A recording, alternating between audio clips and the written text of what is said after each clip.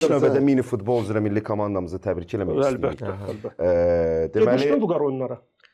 Baxdın? Yox, baxırdım, ancaq baxırdım. Evdən baxırdın? Mayın bir 21-i iyunun 1-i aralığında 12 gün ərzində Milli Gimnastika Arenasında möhtəşəm bir tədbir keçirildi. Sadəcə 5-ci mini futbol üzrə dünya çempionatına ev sahibliyi etdik və ev sahibliyi etdiyimiz turnirdə, mundialda Azərbaycan milli komandası baş mükafatı qazandı. Finala qədər rəqib tanımadı. Finalda da həlledici maçda da Macarıstan seçməsini 4-2 hesabı ilə məğlub edərək dünya çempionatını qazandıq. Təbrik edirik öz uşaqlarımızı. Əbəs yerə bu sloqan, bu ifadə formalaşmayıb.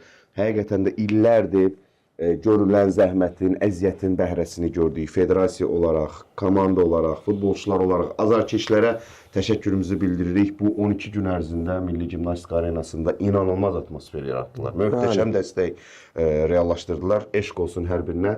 Cənab Prezident də qəbul etdi dünən.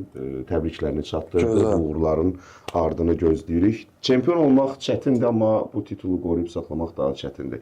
Aralarında Vüqar keçmiş futbolçular da var idi. Yəni peşkar karyerası olan futbolçular da var idi ki, elə oyunda da hesabı Təmkin Xəlilzadə açdı. Yaxşı bir şeydir.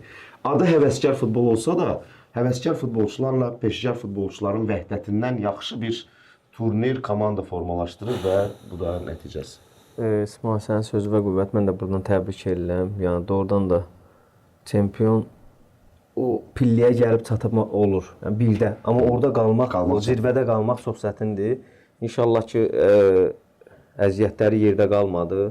Yəni hər bir şey elədilər ki, bu mini futbol artım getsin. Həvəskar da olsa, amma yenə deyirəm ki, bütün dünya baxdı, gördü. Yəqin ki, məncə bu inşallah ki, bu FIFA-ya da düşər. Yəni dedilər ki, baxacağıq. İnşallah ki, düşər. Ondan sonra daha maraqlı olacaq mənə elə gəlir. Yəni uğurları bol olsun.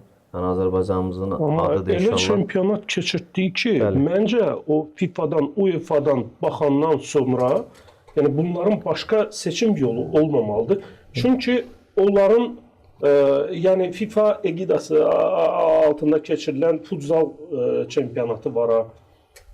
Yəni o çempionatın, FIFA'nın, UEFA'nın keçirdiyi çempionatın səviyyəsində bir çempionat keçirdik, biz təşkil elədik. Heç də geri qalmadı, əksinə. Yəni məncə bəzi məqamlarda üstəliyir də hətta onların